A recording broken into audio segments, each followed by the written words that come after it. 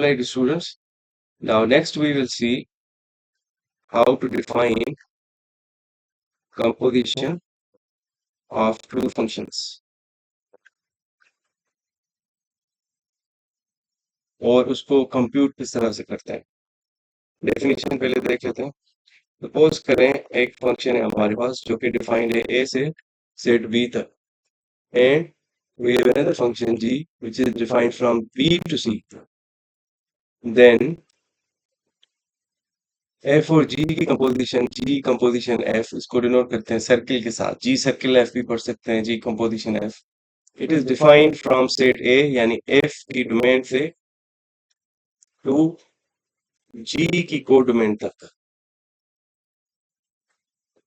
g composition f is defined from a to c and it is defined as, यानी a से c तक तो है लेकिन डिफाइन किस तरह से है, g circle f of x is equal to g of f of x, यानी कि g के आर्ग्यूमेंट में हम f of x पुट कर देंगे। पहले f of x कंप्यूट करेंगे, फिर जो रिजल्ट आएगा उसको g के अंदर पुट कर देंगे। For all x belongs to set a, क्योंकि ये a सेट से c तक डिफाइंड है, सो सारे x बिलोंग्स टू a के लिए ये इस तरह से डिफाइंड है। अब पहले हम आते हैं, देखते हैं कि किस तरह से दो फंक्शंस की हम सर्किल प्रोडक्ट या कंपोजिशन किस तरह से डिफाइन करते हैं। एक्सरसाइज 2.1 का क्वेश्चन नंबर 2 है कि f और g हमें दिया हुआ है। f of x is 5x plus 2 and g of x is 2x square minus 3. Part 1, compute f composition g. So according to the definition हम कंप्यूट कर सकते हैं इस तरह से, f composition g of x is equal to f of g of x। ठीक है, जैसे g कंपोजिशन f था g of f of x, f composition g होगा f of g of x। सो क्या करना है, हमने f को सेम रखना है, g of x इसमें पुट कर देना है। g of x क्या दिया हुआ है, 2x square minus 3, g of x हमने पुट कर दिया अंदर। अब हमने देखना है कि f कौन सा फंक्शन है। f यहाँ पर हमें जो दिया हुआ है वो दिया हुआ है f of x equal to 5x plus 2, यानी इसके अंदर जो भी आर्ग्यूमेंट हम करेंगे वो यहाँ पर आ जाएगा 5x प्लस 2, यानी 5 के साथ मल्टीप्लाई होगा प्लस 2। यहाँ पर f की आर्ग्यूमेंट में x नहीं है बल्कि g ऑफ x है, यानी 2x स्क्वायर माइनस 3। तो ये कंप्यूट होगा 5 x की जगह पे हम क्या डाल देंगे, 2x स्क्वायर माइनस 3, उसके बाद plus 2। This is how we can compute f of g of x। आगे इसको सिंप्लीफाई करेंगे, 5 मल्टीप्लाई कर देंगे इस ब्रैकेट के साथ, 5 to the 10x square minus 5 3 the 15 plus 2। Alright, so 10x square इनको ऐड कर देंगे minus 13। So f composition g हमने कंप्यूट किया है which is equal to 10x square minus 13। Similarly, let's compute one more, जैसे कि हम कंप्यूट करते हैं f composition f, part number 3। This is also very easy to find f composition f. F composition f of x will be equal to f of x according to the definition, f of x, यानी f को compute करेंगे f of x पे। तो सबसे पहले हम इसमें f of x को कर देंगे, f of x बेटा किसके इक्वल है, 5x प्लस 2 के। तो यहाँ पर f of x की जो रिजल्ट है, वैल्यू है, वो यहाँ पर पुट कर देंगे 5x प्लस 2। अब एक और दफा f को कंप्यूट करना है। f की डेफिनेशन हमारे पास वही है, 5x प्लस 2। जो भी आर्ग्यूमेंट में होगा उसका पहले 5 टाइम्स करेंगे। अब आर्ग्यूमेंट में ये है तो 5 टाइम्स उसका करेंगे, फिर प्लस 2 करेंगे। अब आर्ग्यूमेंट में x तो नहीं है, ठीक है, x की जगह पे 5x प्लस 2 है, तो हम यहाँ पर भी 5x प्लस 2 डाल देंगे इस तरह से। अब आगे कैलकुलेट करेंगे, 5 इंटू 5 25x, 5 इंटू 2 10 प्लस 2। सो ये कैलकुलेट होके हमारे पास आ गया है 25x प्लस 12। सिमिलरली बाकी जी कंपोजिशन जी भी आप कर सकते हैं, जी कंपोजिशन एफ भी आप कर सकते हैं। अब समझने वाली बात बच्चों यहाँ पर ये है कि कंपोजिशन को तो हमने डिफाइन कर लिया। हमने कहा कि okay F is function from A to B and G is function from B to C, then decomposition f is defined from a to c and it is defined as decomposition f को इस तरह से define किया हुआ है कि g of f of x, यानी g को कैलकुलेट करेंगे f of x के ऊपर। तो क्या ये हमेशा डिफाइंड होगी? क्वेश्चन इज कि इस g कंपोजिशन f और f composition g is always valid? क्या ये हमेशा वैलिड होगी या हमेशा डिफाइंड होगी या कोई कंडीशन है इसके ऊपर? इस पे गौर करने की बात यह है कि आप देखें कि ये डिफाइन किस तरह से है। जी ऑफ एफ ऑफ एक्स, ये जी को कंप्यूट करना है एफ ऑफ एक्स पे। ना एफ ऑफ एक्स क्या चीज है? F of X are output values, output values of F. ये एफ की आउटपुट वैल्यूज है। आउटपुट वैल्यूज को दूसरे लफ्जों में हम रेंज भी कहते हैं। क्या कहते हैं बेटा? रेंज, यानी जो आउटपुट वैल्यूज आती है। अब आउटपुट वैल्यूज पे हमने जी को कंप्यूट करना है कंपोजिशन में। तो क्या ये आउटपुट वैल्यूज हमेशा जी की डोमेन में होंगी? नहीं, जी सिर्फ उन वैल्यूज को जानता है जो उसकी डोमेन में हो। अगर आउटपुट वैल्यूज एफ की आउटपुट वैल्यूज जी की डोमेन में ना हो तो हम जी कंपोजिशन एफ को डिफाइन नहीं कर सकते।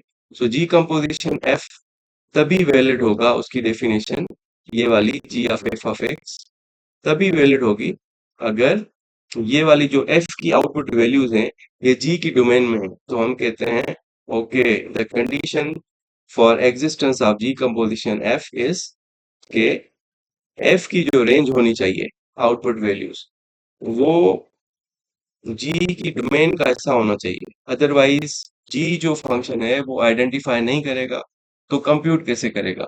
तो जी कंपोजिशन एफ के लिए जो कंडीशन है वैलिड तभी होता है अगर एफ की रेंज जी की डोमेन में अवेलेबल हो।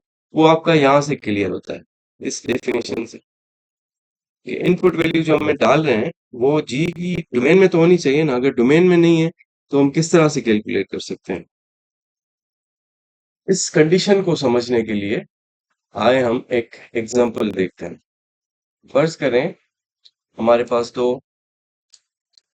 फंक्शंस हैं। एक मैं लेता हूँ F of X equal to minus X simply.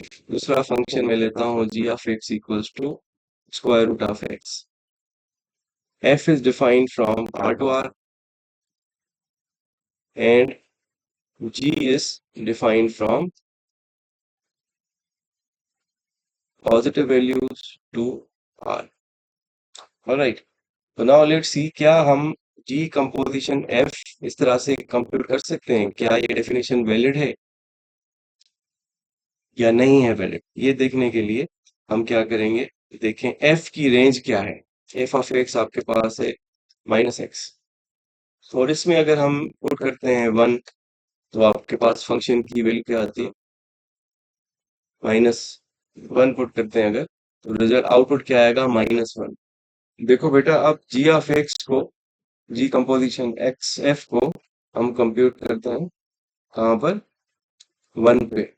ठीक है, 1 पे कंप्यूट करते हैं तो एफ ऑफ 1 की वैल्यू क्या आई है हमारे पास? -1। क्या ये -1 जो वैल्यू आई है एफ की वो जी की डोमेन में है? जी की डोमेन है R plus positive real values, क्योंकि अगर हम नेगेटिव वैल्यू पुट करेंगे स्क्वायर रूट के अंदर तो ये आपके पास रियल आंसर नहीं आता, इमेजिनरी आता है। तो इसी वजह से जी की डोमेन में डोमेन नहीं है, जी की डोमेन नहीं है नेगेटिव नंबर्स। जी की डोमेन में सिर्फ पॉजिटिव नंबर्स ही हो सकते हैं क्योंकि आउटपुट हमारा रियल होना चाहिए। यहाँ से भी नजर आ रहा है जी की डोमेन क्या है। तो ये जी ऑफ -1 का क्या रिजल्ट देगा? जी ऑफ -1 यानी ये -1 को जानता ही नहीं है। So the meaning of this is, का मतलब ये है कि G composition F in this case can not be defined, this can not be defined. तो ये याद करना आपने इस तरह से कि एफ कंपोजिशन जी या जी कंपोजिशन एफ ये डिफाइंड कब होगा? अगर एफ कंपोजिशन जी की बात करें तो एफ कंपोजिशन जी सिर्फ तभी डिफाइंड होगा if the range of g is contained in f. ये आप कंडीशन याद रखनी। दूसरे फंक्शन की रेंज पहले फंक्शन की डोमेन के अंदर होनी चाहिए, सबसेट होना चाहिए, ठीक है। और जी कंपोजिशन एफ कब डिफाइंड है? दूसरे फंक्शन की रेंज पहले की डोमेन में, यानी रेंज ऑफ एफ जो है वो सबसेट होना चाहिए डोमेन ऑफ जी का, यानी जी की डोमेन के अंदर ये वाली वैल्यूज रेंज की होनी चाहिए, तभी जी इनको आइडेंटिफाई करेगा और तभी हम जी कंपोजिशन एफ को डिफाइन करवा सकते हैं। So that's it.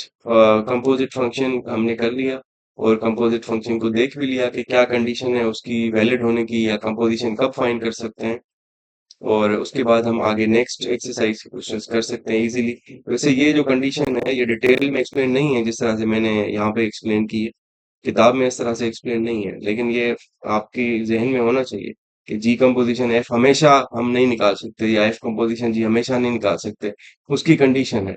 ये कंडीशन को गौर से समझें इसको। आ, चलें आगे चलते हैं। Right, let's solve question number 3 from exercise 2.1 which says that अगर f of x आपको दिया हुआ है 2x और g of x आपको दिया हुआ है x plus 1, तो ये कह रहा है फाइंड करो f of g of x, f composition g of x for a single value x equal to -5। यहाँ पे लिखेंगे सॉल्यूशन। तो हमें पता है f composition g of x is f composition g is defined as f of g of x, ठीक है। तो हमें कहाँ पे कंप्यूट करना है?